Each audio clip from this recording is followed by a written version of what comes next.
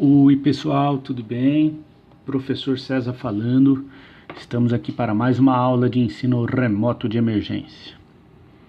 Bom, gente, então, antes da gente entrar nessas outras propriedades e relacionar com as forças intermoleculares, vamos voltar aqui no exercício 17, porque ficou faltando falar algumas coisinhas para vocês. Tá aqui, ó. Voltei no 17. Então é assim, ó. Letra A, B e C, eu acredito que você não vai ter problema para julgar de uma maneira adequada, né? Para saber qual que tem provavelmente o maior ponto de ebulição. Mas na letra B, é certeza que você vai errar, porque você provavelmente não vai considerar uma coisa que é muito interessante da gente considerar. Então isso o tio vai precisar fazer com vocês, ok? Senão, porque você não é obrigado a saber disso. Então vem com o tio que você passa de ano, olha lá. Questão 17. Vamos lá para a letra D, esse aqui o tio resolve para vocês. Qual provavelmente vai ter o maior ponto de ebulição? Quem vai ter maior ponto de ebulição? A água ou o metanol? O metanol, eu já vou colocar a fórmula dele aqui, ó. É o CH3-OH. Essa daqui é a fórmula estrutural. É sempre bom olhar para a fórmula estrutural. A água é assim, né, ó. Então, olha só, eu vou fazer errado primeiro para depois fazer o certo. É muito comum você pensar errado. Como é que a gente pensa errado? Olha lá. Vamos lá. Então, o que provavelmente altera ou influencia no ponto de ebulição? O peso molecular, né, o tamanho da molécula e também o tipo de interação que ocorre entre elas, né? Então, olha só como é que você provavelmente iria julgar muito errado essa questão. Você ia falar assim, olha, professor, muito provavelmente aqui quem vai ter o maior ponto de ebulição é o metanol. Por que que você provavelmente ia achar que o metanol é que tem maior ponto de ebulição? Porque você olha assim para essa molécula e fala assim, qual que é o tipo de interação que ocorre entre elas? Como eu tenho o hidrogênio com o oxigênio, né, com um dos componentes do FON na molécula, o tipo de interação entre uma molécula e outra é uma interação forte chamada ponte de hidrogênio, ou ligação de hidrogênio, né? A mesma que ocorre entre as moléculas de água. Quando eu penso na interação entre uma molécula de água e outra, é por ponte de hidrogênio. Então é muito natural você pensar assim, ó, se o tipo de interação é a mesma, o que vai determinar o maior ponto de ebulição é o peso molecular, né? Então o peso molecular aqui vamos somar, ó, 16 com mais 1, mais 3 aqui, ó, que são 3 hidrogênio, mais 12 do carbono. Então 12 com 3, 15. Com mais 1, 16. Com mais 16 dá 32. Então é muito natural você pensar assim, olha, se o peso molecular do metanol é 32 e o peso molecular da água é 18, olha, esse peso aqui é quase o dobro desse. Portanto, e como eles têm o mesmo tipo de interação intermolecular, portanto, quem vai ter o maior ponto de ebulição será o metanol. Certo? Então é muito natural que a gente pense assim. Porém, não é assim que funciona, né? Tá errado esse raciocínio. Não tá certo. Por quê que não tá certo? Porque a gente não computou um pequeno detalhe aqui nessa brincadeira, que é o número de interações ou o número de pontes de hidrogênio que cada molécula faz. Então, quando a gente olha para a água dentro de um copo, né? Quando a gente olha para a água no estado de gelo, tá? Vamos pensar no estado sólido, água no estado sólido, ou seja, água na forma sólida. Então eu tenho um oxigênio com 2 pares de elétrons não ligantes, uma ligação com hidrogênio aqui e uma ligação com hidrogênio aqui, ó. Quantas pontes de hidrogênio essa molécula de água é capaz de fazer quando ela está no estado sólido? Então, ela é capaz de fazer uma ponte de hidrogênio com uma molécula aqui, ó. Então, eu vou desenhar a molécula Ó, essa daqui é a minha molécula que eu estou analisando, a minha molécula central. Então, ela é capaz de fazer uma ponte de hidrogênio aqui. Ó, só vamos olhar para essa, tá? Ela é capaz de fazer uma interação aqui, ó. Aqui. Ela é capaz de fazer uma interação aqui. E capaz de fazer uma interação aqui, ó. Olha lá, ó. Então eu vou desenhar essa molécula aqui, ó. Ó, tô virando o polo negativo para o polo positivo para os elétrons, que são negativos, o polo negativo para o polo positivo, o polo positivo para o par de elétrons que está aqui, ó, para o oxigênio que é negativo, ó. Então, o polo positivo para o polo negativo aqui, ó, da molécula. Então, quando a gente olha para essa molécula, e aí eu vou analisar ela assim, ó, vou arredondar ela aqui, ó. Olha só, quantas pontes de hidrogênio uma molécula de água pode fazer? Ela pode fazer uma aqui, ó. Pode fazer, não quer dizer que necessariamente, obrigatoriamente ela vai fazer. Então ela pode fazer uma aqui, uma aqui, uma aqui e uma aqui. Então, cada molécula de água pode fazer até 4 pontes de hidrogênio quando ela está no estado sólido. Quando ela está no estado líquido, como essas moléculas têm um grau de liberdade maior, elas não vão fazer 4 pontes de hidrogênio, vão fazer na média um pouco menos, né? Um pouco menos, talvez 3, aí você vai na literatura, eles falam que por volta de 3, cada molécula de água pode fazer por volta de 3. Lembrando que aqui é tudo um pensamento meio estatístico, né? Não é assim, é 4, ou é tudo mais ou menos, né? Porque tem bilhões, trilhões, então é pensando em média aqui, né? Então, cada molécula pode fazer até 4, quando está no estado líquido, até 3. Agora, quando a gente pensa na molécula de metanol, olha só como é que as coisas são complexas, gente. Não é tão simples assim, né? Então, quando eu penso na molécula de metanol, olha lá, ó, interagindo com outra, aí, ó, eu vou desenhar ela assim para facilitar a nossa brincadeira aqui, ó. Ai, ai. Alá. Então, olha lá. Alá.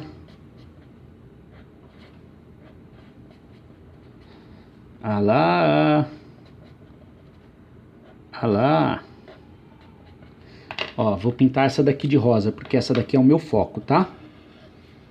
Ó, vamos pensar na molécula de metanol. Certo? Vamos pensar agora no metanol sólido.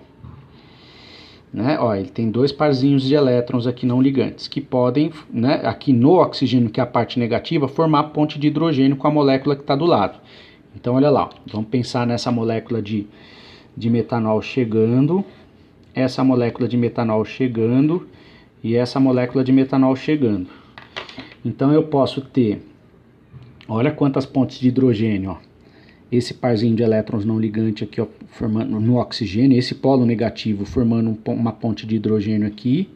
Aqui, esse hidrogênio que é um polo positivo formando uma ponte de hidrogênio aqui. Ó, esse é o meu foco, tá? E aqui, esse parzinho de elétron não ligante formando uma ponte de hidrogênio aqui, ó. Então, quando o metanol está no estado sólido, né, cada molécula de metanol pode fazer até 3 pontes de hidrogênio. Quando está no estado líquido, isso é um pouco menor, né? E tem um grau de mobilidade maior, então você vai ter uma média aí, provavelmente de até 2 pontes de hidrogênio. Né? Aí teria que ver direitinho. O fato é que as moléculas de metanol formam menos pontes de hidrogênio, né? Cada molécula de metanol forma menos pontes de hidrogênio do que cada molécula de água. Isso dá um resultado fora do esperado para a água, né? Então, a água tem ponto de ebulição por volta de 100 graus Celsius. O metanol, eu não vou lembrar o ponto de ebulição dele aqui agora, mas deve estar por volta de 60 e pouco. né? 60 e pouco, 70, não passa de 80, porque o etanol, se não me engano, o etanol é 78 graus Celsius. O metanol deve ser menos, porque o peso molecular é menor, né? Deve ser menos, não, com certeza é menos do que o do etanol. Então, se o etanol é 78, 80, o metanol deve estar por volta de 60 e pouco, 70. Ou seja, um ponto de ebulição muito menor do que o da água. Por conta disso que eu acabei... Você pode questionar assim, professor, como que pode o metanol com peso molecular maior, né? Portanto, as forças de London entre as moléculas de metanol, porque tem forças de London aqui também, né? São mais fortes aqui do que aqui, né?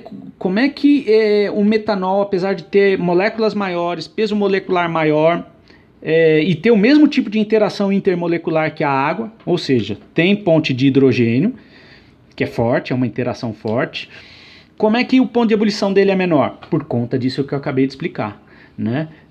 Quando a gente pega na média, né, as moléculas de água costumam fazer um maior número de pontes de hidrogênio, né, um maior número de ligações de hidrogênio do que as moléculas de metanol. E isso traz uma alteração para o ponto de ebulição. Olha quanta coisa que a gente tem que pensar, né, gente? É muito legal isso, muito bacana. Ficou claro, gente? Tranquilo? Então, perceba que tem muitos aspectos para a gente pensar, né?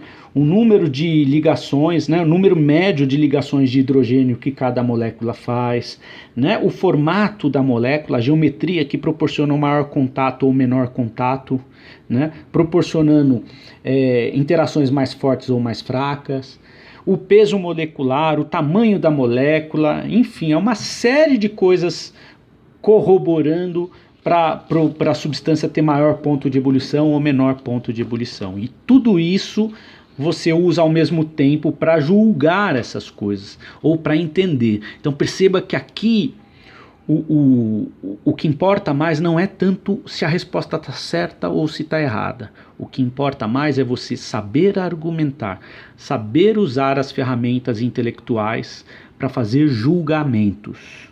É isso que importa.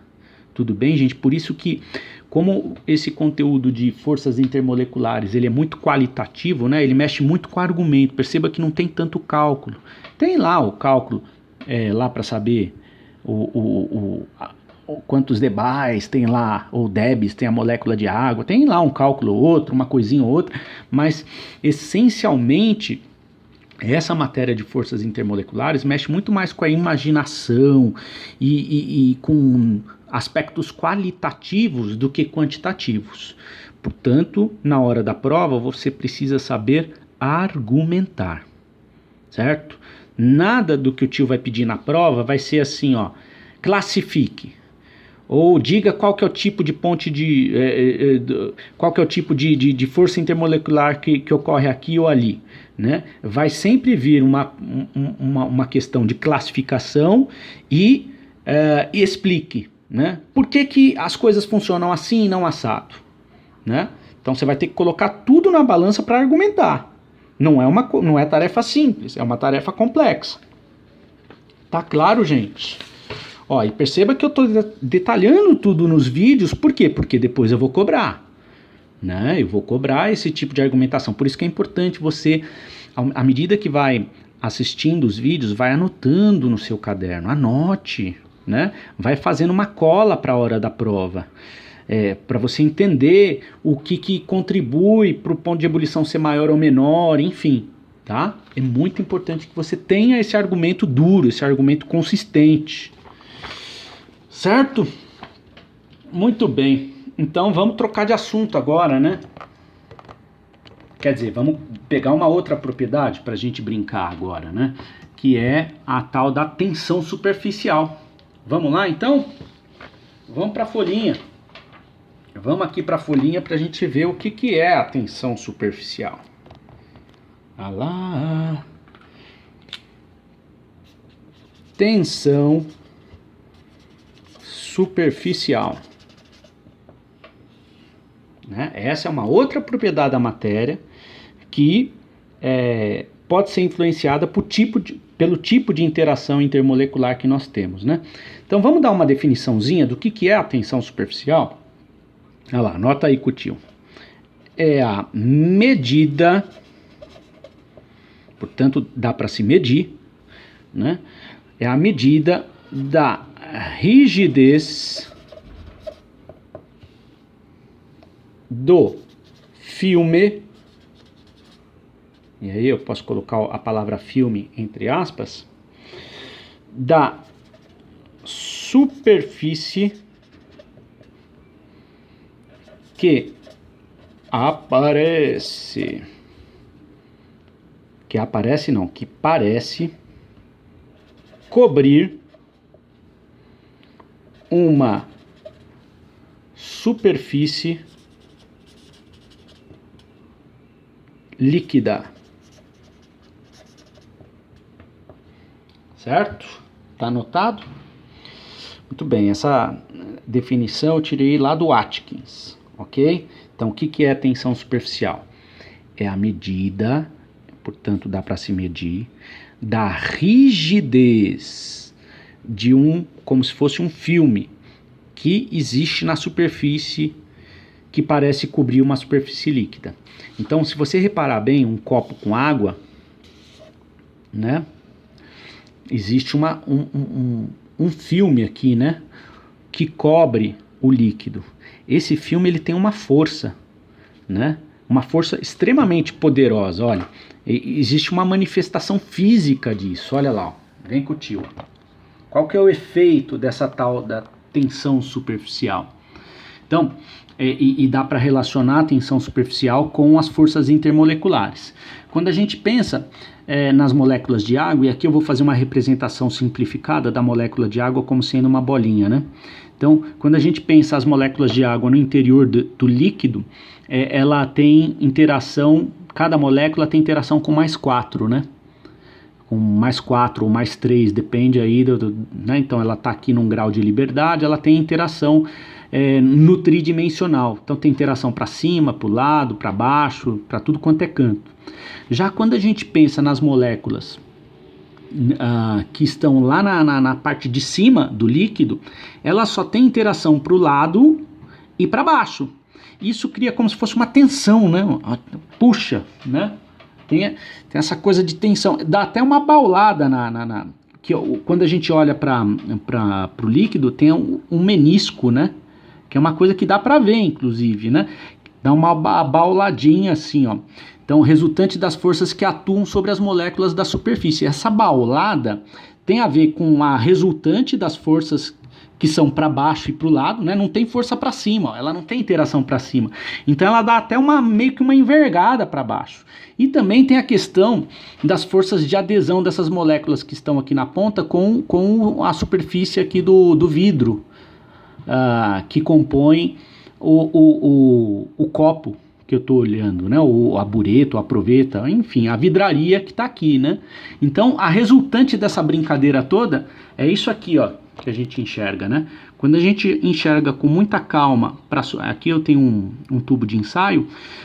Quando eu olho para um tubo de ensaio, eu percebo que existe aqui essa envergadura aqui, ó. Isso aqui é por conta das forças de adesão das moléculas que estão aqui na beirada, que tendem até a meio que a colar, né, na superfície do vidro, né? Então existe até uma força para cima, o que a gente chama de capilaridade, né, que tem a ver com a adesão da molécula com o vidro, da interação. E também tem a ver com o fato dessas moléculas aqui da superfície estarem todas sofrendo atração para baixo e para o lado, nunca para cima. Então, e aí o resultado é isso aqui, né? Quando você olha para o menisco, olha lá, você tem essa envergadura aqui, ó. Isso aqui é fruto da tensão superficial, né? Tudo bem? Todo mundo já deve ter visto isso. Muito bem, e aí o efeito líquido dessa tensão, que parece um escudo, né, que cobre a água, é que as bolhas, elas são redondas, né, as gotas de água, elas são redondas por conta dessa atração para o centro, né? Insetos conseguem caminhar em cima da água por conta disso, sem afundar, né? Insetos até que grandes, ó, parece que essa aranha aqui é bem grande, ela consegue caminhar em cima da água, por conta da tensão superficial. Inclusive, materiais que são muito mais densos do que a água, se você fizer essa experiência na tua casa, né? Colocar ele bem devagarinho em cima de um copo com água, você vai reparar que ele não afunda. Então tá aqui o Clipse. Um material que forma esse Clipse, a densidade dele é por volta de 5, 6 ou 7, tem que ver a tabela de densidade. Mas é muito maior do que a da água, né? Então se eu coloco um Clipse num copo com água, se eu enfio, quebro essa tensão superficial e jogo ele no meio do copo, ele afunda. Por que o Clipse afunda? Porque a densidade dele é muito maior do que a da água. Corpos que têm densidade maior do que a água afundam. Corpos que têm densidade menor do que a da água vão flutuar. No caso aqui ele está flutuando porque eu coloquei ele bem devagarinho num copo com água e aí ele flutuou. Se você fizer isso na tua casa, você vai perceber. Isso é resultante da tensão superficial da água, tá? Então a água tem uma tensão superficial gigantesca. Olha o poder dessa tensão superficial, né? Olha a força disso, ela consegue segurar um composto muito mais denso do que a água por causa dessa tensão. Tá claro, gente? Olha lá, a gente consegue medir a tensão superficial. Tem um equipamentinho, ó, como se fosse uma balancinha, né? Isso aqui, ó, é um anelzinho que a gente mergulha na água, ó. Vamos mergulhar na água, ó, mergulhou. Né? Mergulhou, né? E aí depois que mergulhou até o meio, você vai puxando, olha lá, ó. Vai puxando. Aí na hora que eu puxo, ó, a tensão superficial tende a agarrar esse anelzinho, ó. E aí, na hora que arrebenta, é porque colapsou aqui a tensão superficial da água, né? Então, o professor, depois, é porque aqui não é o momento para isso, né? Nós estamos na aula de química geral, não estamos dando físico-química aqui, mas tem como medir a tensão superficial, né? Tem uma força que eu puxo para cá, ó, né? Então, o momento do colapso, né? E a relação dessa força que eu puxo e o quanto que a minha tensão superficial consegue segurar esse anelzinho tem a ver, eu consigo medir isso, né? Tem equipamento extremamente sensível que consegue medir a força que eu preciso aplicar aqui para arrebentar essa, né, para conseguir fazer o colapso aqui. Tá claro? Então existe uma forma de medir isso, vocês vão ver mais para frente. Certo? Não é aqui o momento. O fato é que é bastante intuitivo. Existem várias formas da gente pensar a unidade de medida de tensão superficial. Eu gosto muito dessa daqui, ó, que é em Dina por centímetro. Por quê? Porque Dina é força por centímetro, né? Então, eu gosto muito dessa analogia aqui, ó, onde a gente brinca com um barbante, ó. Tá vendo aqui? O tio pegou um barbante, né? Então, se você olhar a unidade de tensão superficial, Dina por centímetro, a gente pode pensar assim, ó, aqui, ó. Quando eu aplico uma força, ó, aqui, ó, eu tenho uma tensão bem grande, ó. Agora, quando eu diminuo a força, ó, a tensão, ó, ela diminuiu. Então é meio intuitivo. Ó, a força por cada centímetro do meu barbante, né? Então, aqui, ó, tem uma tensão bem grande. Pensando no inseto caminhando aqui, ó, ele caminha, ó, né? Agora, se eu deixo frouxo, ó, o inseto afunda, né? Dá para brincar aqui, ele é meio intuitivo aqui a brincadeira, tá? Tensão superficial é força por cada centímetro que se tem aqui, ó. Existem outras unidades de medida que são muito menos intuitivas, na minha opinião. Dá para converter, como a Dina não é uma unidade de força, então é massa vezes aceleração, né? E tudo fora do sistema internacional. Eu gosto dessa unidade por conta disso, né? É força por centímetro, eu acho, né? Agora, se eu aplico menos força por cada centímetro do meu barbante, eu tenho uma tensão menor, ó. Tensão menor. Se um inseto sobe aqui, ele afunda, ó, né? Então, agora, se eu aplico uma tensão superficial grande, né? Uma tensão grande, uma força grande por cada centímetro de barbante, né? A hora que o inseto pisa, né, tentando fazer uma analogia do barbante com a tensão da água, tensão superficial da água, na hora que o inseto pisa, ele não afunda, ó. Por quê? Porque está tensionado, ó. Tá claro, gente? Tem outras unidades que relacionam com energia, mas que não é tão intuitivo. No final das contas dá tudo a mesma coisa, né? Se a gente faz análise dimensional, dá no mesmo. A gente não vai fazer isso agora porque nós estamos num curso de química geral, não dá. A coisa precisa ser um pouco mais superficial, certo? O fato é que a gente repara aqui, se a gente olhar as substâncias que o tio colocou, eu coloquei elas de propósito, né? Então tá aqui, ó, hexano, né? A tensão superficial dela, do hexano, quando eu coloco o hexano dentro de um copo, né? A tensão superficial dele é 18,4, do etanol é 22,8 e da água 72,75. A pergunta que não quer calar por que existe essa diferença, né? O que está corroborando para o fato de eu ter maior ou menor tensão superficial? Isso tem a ver com forças intermoleculares. Professor, por quê, né? Olha lá, se eu penso nisso aqui, ó, se a força de atração entre as moléculas superficiais aqui, ó, ela é mais forte, eu tensiono mais aqui, né? Fica mais tensionado essas moléculas.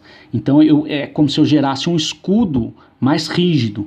Então quando o inseto cai aqui, ó, num copo com água, como essa interação aqui ela é muito forte, é como se ela formasse um escudo protetor, não deixando as substâncias caírem, né, afundarem no líquido.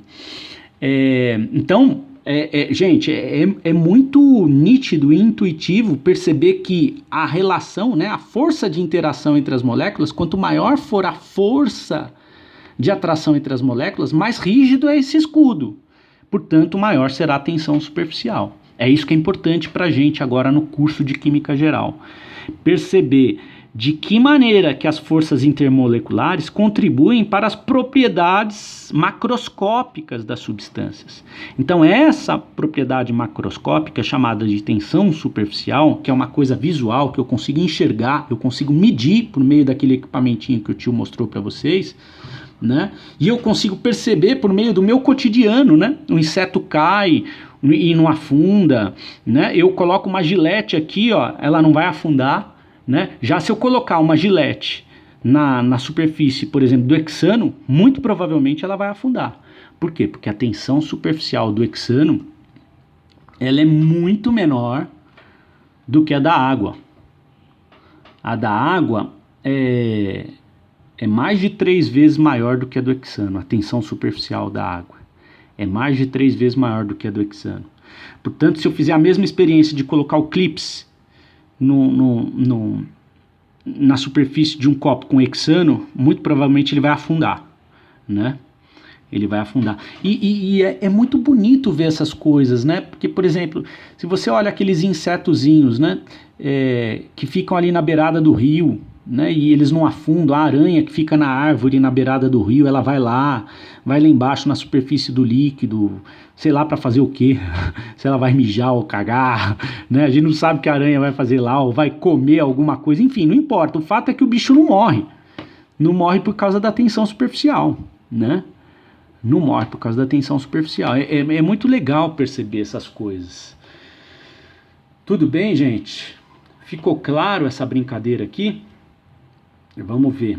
Então, aqui de novo, né? Se você reparar bem, ó, o etanol e a água, quando a gente compara as moléculas de etanol e da água, olha lá. Vamos trazer essa brincadeira para cá, né? E aí, é claro, eu não vou ficar me apegando às unidades de medida aqui não, né? Porque não é esse o lugar. Ó, o hexano, né? A molécula de hexano ela é grandona assim, né? Ó, 1, 2, 3, 4, 5, 6. Ela é linguiça. Quando eu penso na interação entre uma molécula de hexano e outra, olha só quantos pontos. Olha lá, olha só como ela é linguiça. Qual que é o tipo de interação que vai ocorrer aqui, ó? Forças de London. Mas é uma interação muito fraquinha, mas como a molécula é linguicinha, né, isso vai me gerar uma interação até que forte no final das contas, né? Porque ela é linguicinha, uma interação fraquinha, mas em muitos pontos. Uma superfície de contato entre uma molécula e outra é grande. Portanto, a tensão superficial é 18,4. Certo? O etanol é uma molécula muito menor, né? Olha lá. Olha lá. Tem 2 carbonos do etanol. Quando eu penso nas forças de London que ocorrem entre moléculas de etanol, elas são pequenas, tá? Mas tem ponte de hidrogênio aqui, ó. Então, como aqui eu tenho ponte de hidrogênio entre uma molécula e outra, acaba que a tensão superficial passa a ser 22,8. Então, uma tensão superficial maior do que aqui em cima. Agora, quando você olha para a água, né, a tensão superficial é 72,75. Gente, como é que essa tensão... Percebe que se a gente não for pensar no número de interações por ponte de hidrogênio que ocorre para cada molécula, não justifica uma tensão superficial tão grande aqui, ó, tão maior assim tão maior do que a tensão superficial no etanol, né? Mas o que deve estar acontecendo aqui, né? Cada molécula de água é aquilo que o tio já falou para vocês. Ela faz, numa condição, quando ela está no estado sólido, até 4 pontos de hidrogênio. No estado líquido, ela faz menos um pouco. É claro que existe uma mobilidade molecular, tem hora que faz 3, tem hora que faz 2, enfim. Né? Então, o fato é que as moléculas de água fazem muito mais pontos de hidrogênio do que moléculas de etanol. E isso acaba gerando uma tensão superficial ponto fora da curva, né? Totalmente fora dos padrões daquele que daria para a gente prever, certo? Tá claro isso, gente? Perceba que tensão superficial é muito intuitivo, né? Dá para fazer aqui, imaginando a tensão superficial como sendo um barbantinho, né? Uma coisa bem... é um escudo que protege o líquido. Tá claro? Bom, então eu vou parando por aqui, tá dando 32 minutos. Beijo, beijo, beijo e até a próxima atividade.